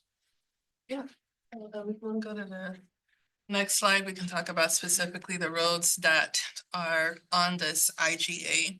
So in red, Gable Road from US 30 to Columbia Boulevard. That's one of the roads that's going to be transferred to city jurisdiction. That road, as you remember, the county built it out. Forgot what year they did it. I think 2018. Time flies. Yeah, okay, I wasn't on that project, so somewhere around there. And they built it to city standards with the intention of transferring it to the city. Same thing goes for Columbia Boulevard, and that's one that we just did just a couple years ago. That one is also built to city standards with the sidewalk. And then there's also a Bachelor Flat, which they also want to transfer to the city. So Bachelor Flat, just about 125 feet west of Whitetail Avenue. That road has a little bit of paving that needs to be done. And then so basically, if we go to the next slide, we can go through each one specifically. So on the Gable Road, there's just a few things that we caught when we did an inspection. Our team walked through the entire area with the county public works to make sure that we were all on the same page as to what needed to be done before the road was transferred to the city. So kind of minimal things on Gable Road. I mean, it's still a pretty new road. There's an ADA ramp that's kind of falling apart at the intersection of Gable and Columbia. There's a catch basin lid that needs to be switched out and a storm drain manhole lid that needs to be raised. So Columbia Boulevard, no repairs required. We just finished that one. The city actually was the one that managed this project for the county. It was a joint project. So that one's pretty good. And then Bachelor Flat does require paving. So before that one gets transferred to us, and this will be the last one that probably gets transferred to us, because I know that the county probably won't get to this until probably next year or something. But we just decided to go ahead and put it in here. They'll have to pave it. There's sidewalk panel that's kind of falling in where a water meter is. Looks like there's a leak underneath the sidewalk. And transfer a temporary asphalt transition at the end of a sidewalk that just has an abrupt drop. So next slide. So of course, I want to talk about the benefits to the city, of course, is that these roads are in the city limits. So it makes it a lot easier when there's improvements and everything going on, that it'll just be more seamless when it comes to us in terms of public improvements. Most of that will be going to planning now, city planning instead of county planning, right? For the roads? Yeah, for the improvements. Yeah, we would be talking Yeah, about. so I think both our departments would be involved in that. Definitely more coordinated planning and maintenance. And so, yeah, it'll just increase efficiency. Right now, a lot of things the county has to call us, hey, you guys, you require this, you require that, and it's a lot of back and forth. So that'll be eliminated. For the residents, what will change, of course, is that their permits, basically right-of-way permits and access permits would come through the city now. Their public improvements will have to meet city design standards. That's already being done because the county kind of forces it anyway. When it's in city limits, they pretty much defer to our standards anyway.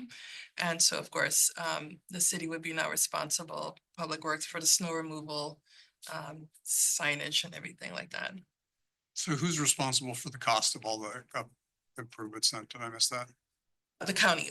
County is, Yeah. okay, so we're just taking it over. Yeah, so once they do those improvements, then we take it over. And then so we have an inspection and then like Jacob said, once that's done and we accept it, then we do the ordinance and then it becomes code under city jurisdiction. That's what I thought, I just want to make sure. Yeah, their motivation is they'd love to give us these roads. You gotta maintain them. Are all our utilities up to date on these streets? Yes. Well, except for Gable Road, which is those the sewer pipe is gonna be under the sewer capacity project. Sykes Gable. Yeah. Right through. No, from Gable to Columbia, sorry. Yeah, that's the only area.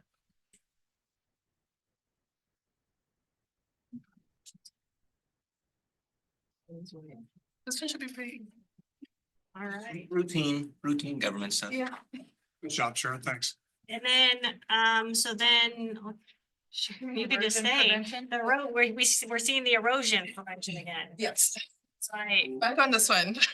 back on this one. Yeah, I decided, kind of wanted to just go over the specifics of, what we talked about.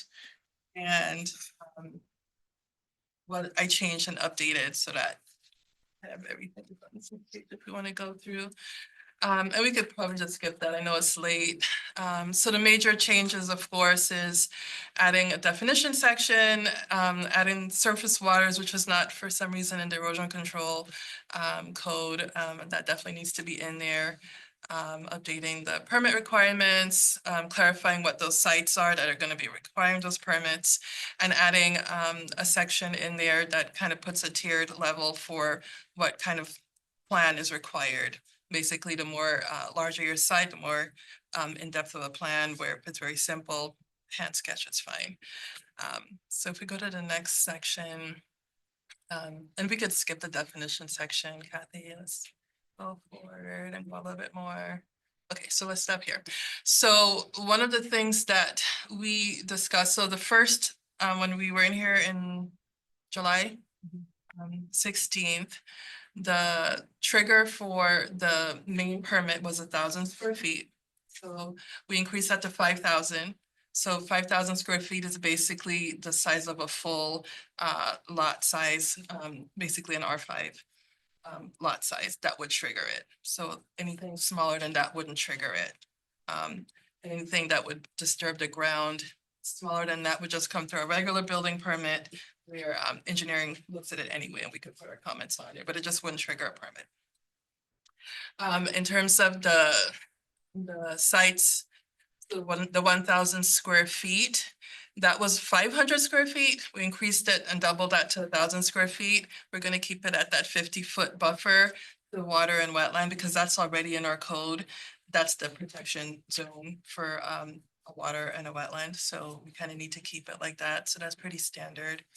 And then I also included here the exemptions for that. So basically, any ground disturbing activity under 5,000 square feet doesn't count.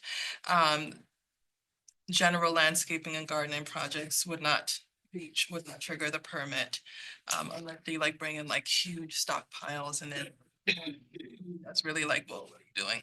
Yeah, that makes sense. Yeah. Any questions on this slide? I think this was the one that had the biggest heartburn. Yeah, okay.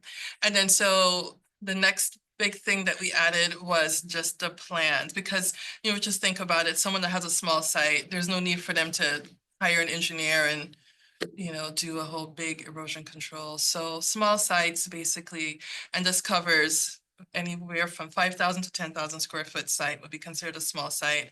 Just a hand sketch showing, here's my site and here's where I'm gonna put some wattles and here I'm gonna cover the stockpile. And that's it, and that's all that would be required for that plan.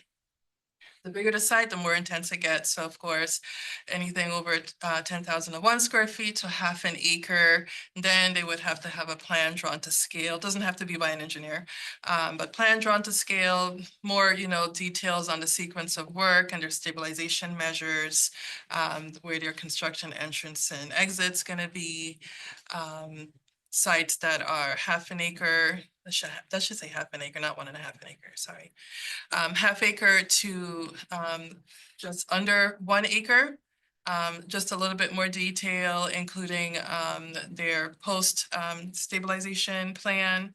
And then basically anything over an acre, they'll still need a city permit, but we will accept the DEQ permit because they'll have to get a stormwater, a 1200C permit from DEQ anyway, so that'll just double for our plan, so they don't have to do 2 separate plans. Question, are any of these required right now? None of these are required right now. Not by the city. The only one that's required is anything over an acre. Any site over an acre does require a 1200C stormwater permit from DEQ. I think that's Stockpiling material. Used to be, you could move 50 yards to a site without any permits or erosion control now. Right. Does that still hold true? That still holds true, and that would still be something that would go through like the building department, yeah, so that doesn't change. Yeah. Any more questions on that one? Thank you. They're gonna send you good? I'm good. All right, thank you, Sharon. And I guess before, is there any questions on the storm cleaning and CCTV project? I didn't, Councilor Hubbard, did you have any questions on the storm cleaning and CCTV project? No, I've seen plenty of videos through sewer lines. And Will this be another one? thank you. Pipelines, Well, it was another very favorable bid too, so. It was really good. it's pretty low. Okay, all right, so that moves us to 10, completion of purchase of sale of 1300 Castor Road to Arcadia Paper Mills LLC. Don, you are on deck. You're up and back. Thank you, and Ashley may fill in any gaps you might have here, but back about a year ago, the city council entered into a purchase and sale agreement with the Arcadia Paper Mills. And It's exactly a year ago. I just came up Exactly with a my year. memories. And we've been working expeditiously and diligently on it. Paper mills are large, complex things with lots of moving parts, and when the council approved that document, there was a lot of blank exhibits and agreements that weren't vetted yet. Those are things we were gonna work on. And the purpose of amendment to this resolution is to fill in that final detail and confirm the authorities. The original one had the council authorizing myself to do the wrap up signature filings and that kinds of the administrative pieces of the process here. And that's what this is all about. So what's the objective of this today exactly? Can you put it in very specific terms? I'm not exactly sure what the purpose of this topic is. Is it to give you authorization to finalize the sale? I guess, what am I missing here? What did I miss? Is that what we're doing? Over the past year, the city has been discussing or the buyer has been doing due diligence to get closer to purchase the property. And now they're very close to purchasing. But in the course of those discussions, there has been an amendment number 2 to the purchase and sale agreement. And so one of the purposes of this agenda item is for city council to approve amendment number 2 to the purchase and sale agreement. And then in that process, the parties are ready to proceed and close. So it would be approval of amendment number 2 and then authorize and direct the city administrator to finalize the transaction. Is that right, John? Yeah, that's right. So I got a question. I don't know if this is the appropriate time to bring it up, but what is the thing with the water rights? Are we selling the water rights to them or do we? No, they have a license to use the water rights. We still have the rights. We have the water rights. That was a condition, I remember. That's what I thought too. So I didn't know why it was brought up. So- I just wanted to double check. There were some deeper questions asked there that I didn't have the answers to. Ashley, are you aware of what questions were asked by Mr. Toskey today about the water rights and the licensing and I heard Mr. Toski's questions. I was able to get a brief answer from legal counsel that, you know, about to answer Mr. Toski's questions and, basically that the city, Mr. Toski's question, he wanted to confirm that the city was not selling or in any way, it's selling its water rights and, I have to take a look at this answer, but legal counsel looked at this issue. They are not, the city is not selling its water rights. It is giving a license to use the water rights, which are offered or that are only available to the property, but I can't answer that question fully. If the city council wants to get a more confirmation on an answer to Mr. Toski's question, they could. I think we're in the weeds on this one. I just wanted to know if we were retaining the water rights. That's it. It was my understanding that I remember we had a discussion about the water rights and wanting to make sure that we kept those. And so it was my understanding that we were, you know, leasing them to them pretty much. So it sounds like we're Giving doing. them the, you know, the usage of the water rights, because we don't need them right now, but we should retain them. Accurate, John? That's the way I understand it, yes. With the license. I also have a question. Maybe I'm just missing something, kind of tired. Where is amendment number 2 and what are we talking about with amendment number 2? Where are we? What are we talking about? Why do I feel so lost in this topic right now? We're talking about this, like amendment number 2. What is amendment number 2? Does anybody up here know what I'm talking about? Okay. Are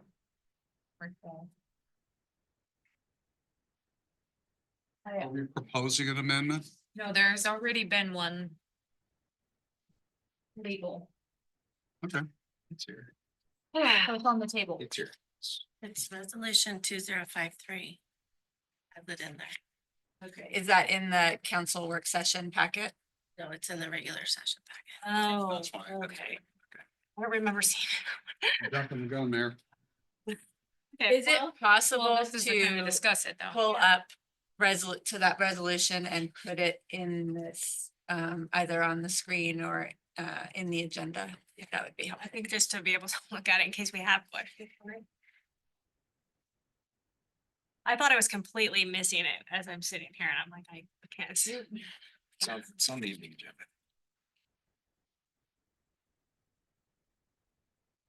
So just to be clear, the new ordinance 2020, that is to incorporate amendment number 2 that we're pulling up right now. Okay.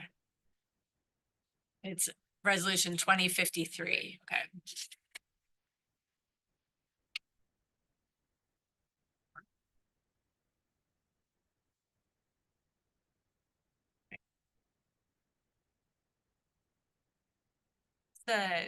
I mean, I'm gonna have to go through and look at this contract, but what's the highlight difference between what did we add here in amendment number 2?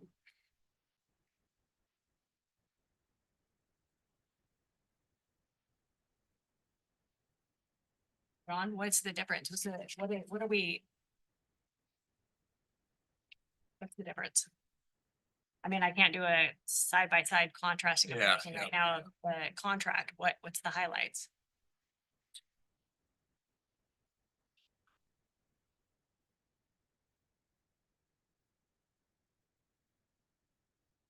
Super fresh on it. Sorry, I read it last week, but Add the exhibits. yeah, it's a lot. It fills in a lot of documents that were blank in the original one that were considered substantive enough to kind of run this through again.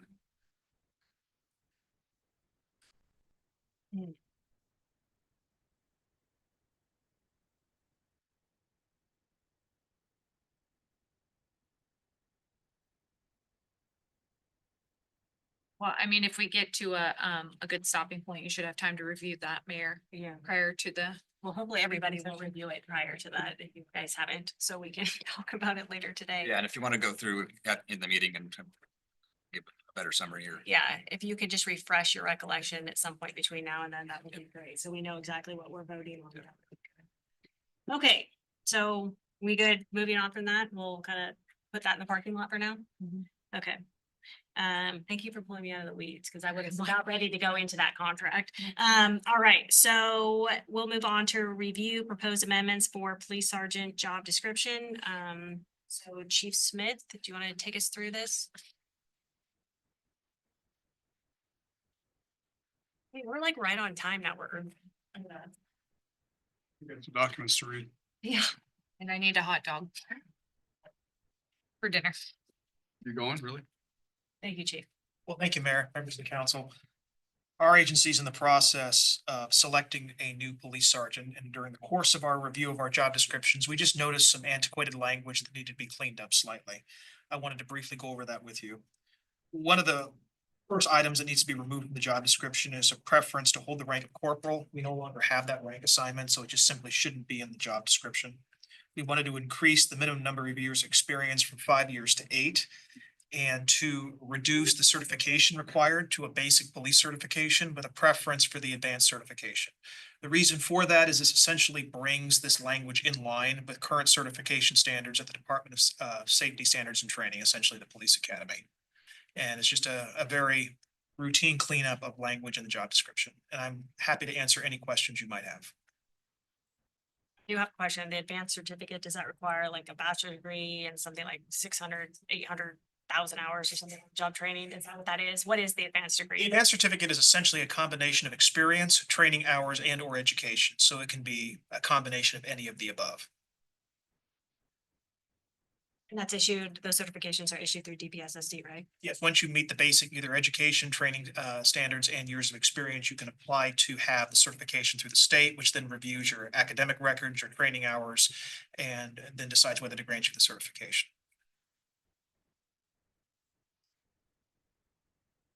Other questions? I think you said that very well. Thank you, Okay. Counselor Hubbard. Right.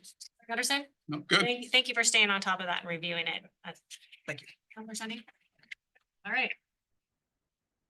All right, review, we already did that. So review resolutions establishing official compensation package for mayor, councilors, and employees. City Attorney Ashley White.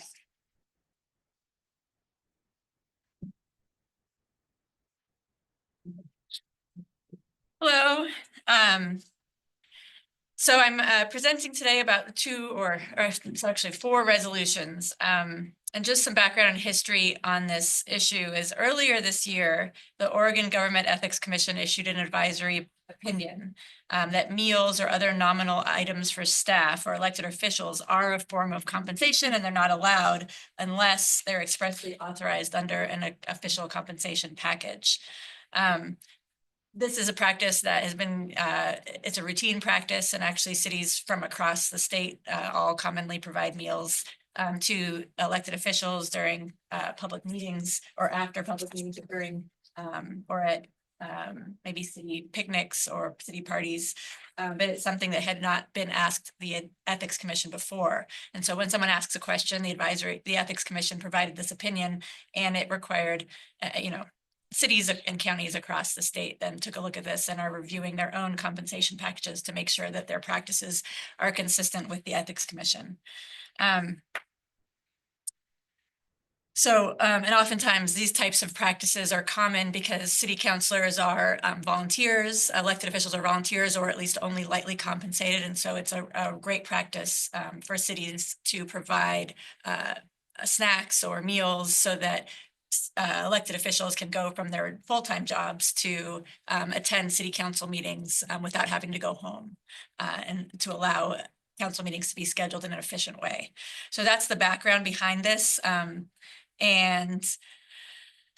So before you today are 4 resolutions, and I'll describe why there are 4 resolutions. It's another issue related to conflicts of interest, but these resolutions describe that elected officials and staff that the city can provide meals and other nominal items to elected officials and staff as part of their official compensation package.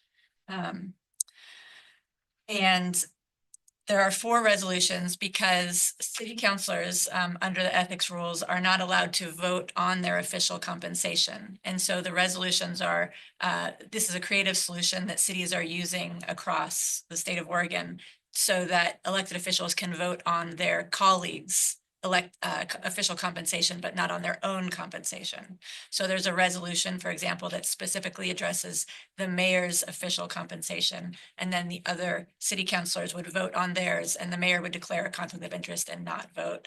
Similarly, there's a resolution for the councilors Gunderson and Sundin, and the mayor and the other 2 councilors would vote on that. And same, a resolution that applies to councilors Chilton and Hubbard, and the mayor and the 2 other councilors would vote. So that's why there are multiple resolutions. Then there's also one resolution that applies to staff. So for example, if there's a city picnic or a city party, holiday party, and there's refreshments provided, that is okay now under these resolutions.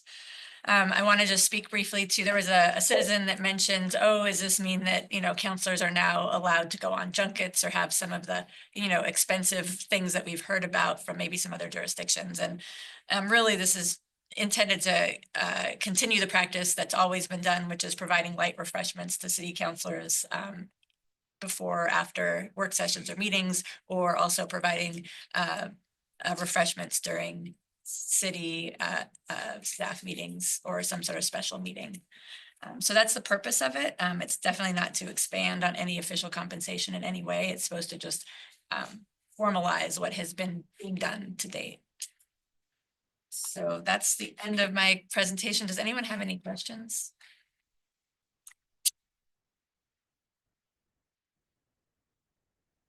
So it's going to come before you. I think these resolutions at the city council meeting. So at that time is when you can declare the public conflict and then vote on the appropriate resolution.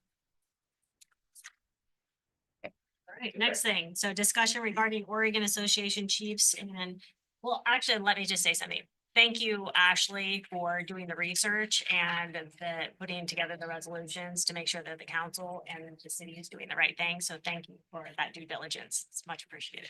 You're welcome. You don't want to be hungry, but I also want to send my thank you to Kathy Payne because she also helped do some research and on what other cities were doing. So really bringing this. Thank you, Your Kathy. stomachs have her to thank. So we're going to move on to discussion regarding Oregon Association Chiefs of Police Agency Review.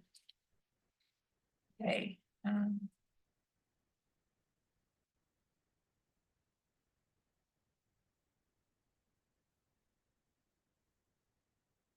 So this topic came about because earlier this year, the city went through an internal recruitment process for a new chief of police. And during that process, the Oregon Association of Chiefs of Police helped guide the city in that process. And one of the things that they recommended as they were helping the city and design its recruitment process is they let the city know about a lot of the resources that they offer to police departments. They have offer different networking events. They offer some mentoring. They offer training for chiefs of police or captains. And they also said they offered an agency review. And they recommended that oftentimes when cities go through a transition from one chief to the next, that it's a good time to do an agency review. So because that is a time that the city is in right now, they offered and recommended this information. And an agency review is basically management consulting and technical assistance to members of the members and police departments that are members of the OACP. They provide a professional review of the police operations and management systems. They provide networking. They can provide some mentorship. And the goal is to provide the chief with additional management and leadership tools. There is a list of items that they go through. And so they work with the chief of police and the city administrator to go through kind of typical best management practices for typical items, processes and procedures. Whether it's organization, storage, other internal procedures, a lot of other items. And so I just wanted to bring this to your attention, and this is where the city council could authorize and direct the city administrator and chief of police to go through this process. It typically takes, it can take in initial conversations, it could take up to a year. It could be much quicker than that, but they say you could allow for a year to allow processes and procedures to be updated and then to see how they work and to modify them. And then after a year's time, have a report about, kind of have the chief of police come back to the city council with a report about how it went. Chief, I see you nodding your head. Are you on board with this? I think it's an outstanding idea. It sounds like it's a Had you very come up good with- timing. Yeah, sorry. Yes, come sit. Now this is going too The far. timing couldn't be more ideal, you know, Doesn't with the sheriff office do something like that too with the sheriff's association? Isn't there some type of review or audit that's also done? I'm not certain about that, Madam Mayor, but I had an opportunity to speak to Jim Ferreras this morning, who was the individual who conducted my background investigation with the city. And he has been kind enough to check in at least every few weeks and has provided invaluable guidance on certain issues that have popped up along the way. A request I would have to council would be to consider that he does offer a paid mentorship program for the first year of police chief. And former Chief Ferreras was a former commander of the Portland Police Bureau, former chief of police of the Woodburn Police Department. And I think for a small investment there, I would really value his guidance, especially in the first 12 months of my appointment. Love that you're receptive. Like, that's amazing. I just want to make sure we get this right. And there's an enormous amount of responsibilities that I'm walking into and some interesting challenges. And I want to make certain that before we make any organizational decisions or restructuring, that it is vetted through a number of individuals. And the OACP has been kind enough to make Chief Troxel with the Tillamook Police Department available. And he too has come up to St. Helens. I've met with him several times and he's provided some great guidance. I want to continue that at least for the first 12 months, if not longer. Was that something we can work on, John? what's the cost of that? Mr. Ferreras apparently emailed Mr. Walsh, and I believe Ashley has a copy of a proposal that would be able to review for council. I haven't looked at the cost, but I remember he did offer those services and he also provided other services available for mentoring and for similar ideas. So that's it. When will we see those, the proposal? Possibly. We can. As soon as next meeting has been really. I know our Right. meeting over the finish line. Yeah. Yes, I got that. Consuming. That piece. Yeah, there's a few things that have kind of pushed aside. By too. the next council, could we Yes, have absolutely. something to review on that? It seems like just as important as public safety is, it seems like this review of the Oregon Chief of Police, it looks like it's a phenomenal program that they have. It seems like something maybe council should consider on more of a, like every 5 years or something like that. I mean, things change and I don't know. It just We have to seems like start somewhere, though. we do. And it may complement also something else that was brought up earlier at council, which is a work study to determine workflow at the police department. And something I'm already identifying early on is the division of work responsibilities between our operations staff and our administrative staff at the police department. And I think that has to be examined. I think a combination of an evaluation by the Oregon Association's Chief of Police and also a work study through the Hatfield School of Government. I think those two would complement each other if we were doing them at the same time. I like data, so I like to know where we're at and where it's suggested we should be. We might not be able to get there for a long time, but at least we have a benchmark and a milestones we're trying to get to. Seems like we've been operating in the dark for a while on speculation or what really is needed, and it'd be nice to have some goals what we should get. Something we discussed last night, we actually held our first mandatory department meeting. And one of the things Lieutenant Treat and I plan on doing is building a framework for a 5-year strategic plan for the police department. So we can at least flow chart out the next 12 to 24 months and then have some goals that we can develop with obviously the input of council and Mr. Walsh, along with our own staff, so that we are moving ahead with a long-term plan as well, which will include professional development and succession planning. Great to me. I mean, I really like the idea of where we're headed. And I think in order for us to make a really good strategic plan about what to do, we need to know what the problems are. So this is where we begin that, I think. And so let's do it. I agree. So we have a couple things. One is by the next council meeting to be able to review from Mr. Ferreira. Is that his name, Ferreira? Ferreras. And then we have The Hatfield, is that what you said? Sorry. Yeah, it's Hatfield School of Government is a subsection for the public administration program at Portland State. I attended the university and know several of the professors, and they do outstanding work. Is that a cost associated with that as well? There shouldn't be. A lot of the graduate students at that school are actually just looking for meaningful research opportunities for their capstone projects. This could be a great opportunity to. And the last staffing study from PSU, that was, or from Portland State, that was free as well. Yes, it was. The only caveat I would put in there is I have seen staffing studies that have been organized in a constructive way. I've seen others where if we don't provide guidance to the graduate students early on of how we want to analyze our data and divide our data, it can be very difficult for individuals without a public safety background to begin the process. And if we don't get that right on the front end, we don't get a good product on the back end. I imagine you'd be a liaison communicating that, right? Yes, I'll be happy. to- Okay, okay. We kind of need a subject matter expert to be able to articulate what we're actually looking for here. Wow, this is, all right. Anything else? I love this. It's a great opportunity. I think that, I guess we didn't talk about just the OACP program is very affordable also. I don't remember the exact price, but I think it's around $500 for them to have, you know, a chief of police lead the way and having networking of other chiefs of police help provide guidance and review. So There's a command level leadership development program that Mr. Ferreras and his firm is going to offer in March to May of next year. Again, minimal cost, but I would request authorization from the council to attend that. Wow, your first day and you're already asking for a whole bunch of. No, he's giving us the free and the minutes cost. We got a 500 and, no, I mean, the thing is that any taking over any new position, it's always one of those things, right? It's like trying to get in and do the right thing and understand where the opportunities to improve on. And I like the fact that you're just getting in, rolling up your sleeves. You know, it's great that you're doing that. So we can't, again, fix the problem. We don't know what are there. Yep, we need to know what's there, what's Yeah. going on. So appreciate all the effort already. Just don't burn yourself out. I won't. I'm enjoying the work so far. And after our meeting last night, the staff is completely on board to assist as well. Whatever you guys need.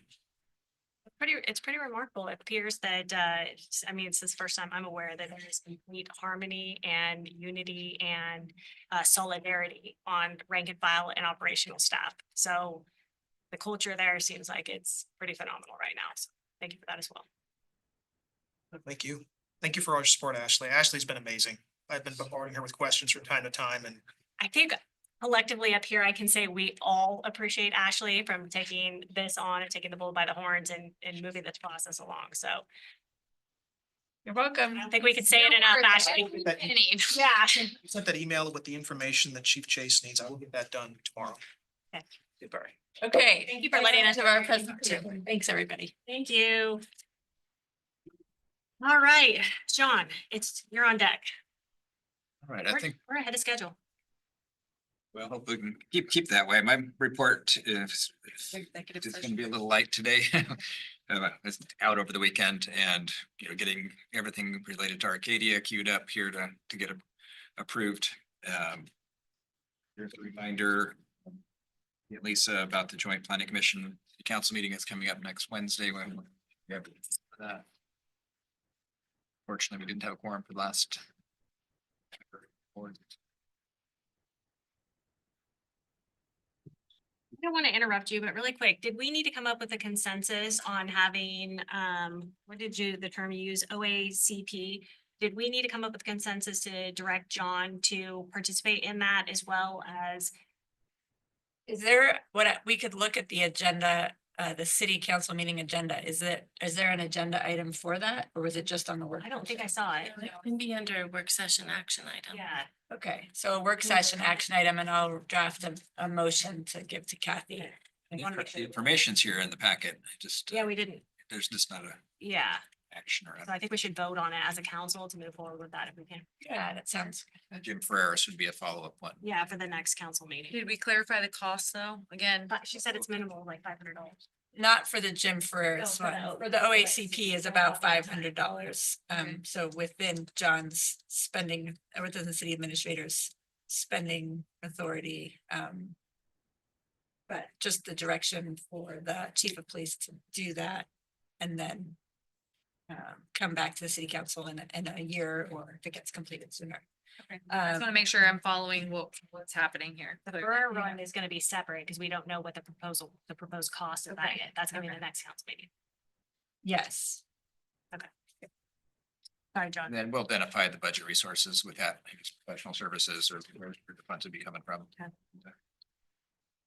Hopefully without any additional budgetary impact. And we are moving forward with the chief of police agency review. That's it.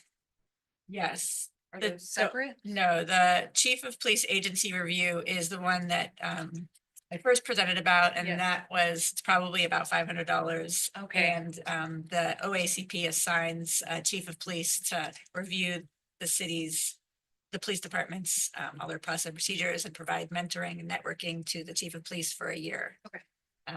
And then Chief Smith did bring up another one, another kind of mentoring resource that could Okay, be. that's why I was kind of confused. I'm like, okay, what all are we agreeing to? I definitely agreed that we need to move forward with the agency review, so. For clarifying. All right, John. I really didn't have much more than that. We are having an executive session. Yep, the only thing I wanted to mention is that we did have a citizen that was talking about a bunch of punch list items for the rest of construction. So like to find out, what's going on with those, what the plan's going to be, what the remedy, and how we're gonna get the punch list items completed. The contractors have been out cutting out some certain sections and repouring them. The lighting details where we put the light standards on, install them, then they crack the tops. The glass, yeah. No, I'm talking about the poles on top of the, if you look at the seat walls, there you'll see certain ones have light poles coming off and when they put the light on, it almost certain cracks almost immediately on the pad on top. Oh, I see. So they're working to find a resolve to that, so we don't keep on cracking these pads, or they don't. The contractor has a responsibility for 2 years. I can go back to your designer too. Yeah, it's a design, it seems to be a design issue because they've changed the grouts, they put different kinds of foam in there and it's still happening. Yeah, it's not right. Yeah, I know what happened, but As far as the bollards, that was hit pretty early with some vandalism. They taped them up. They need to be replaced. They are pretty, it's not an easy amount. There's 3 layers between metal and the there's an inner glass and then an outer cover that's more of a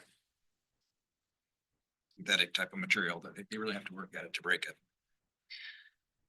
Fortunately, before, hasn't it? Some people are determined. This ongoing. yeah, it's thing? happened twice. Yeah. You have any capability of putting a camera down that or something? I'm sure we could. That's been a problem at Campbell, constant vandalism at Campbell, and we've talked about. I think if you could catch a couple of these situations, you might find the same faces. That's likely there. Yeah.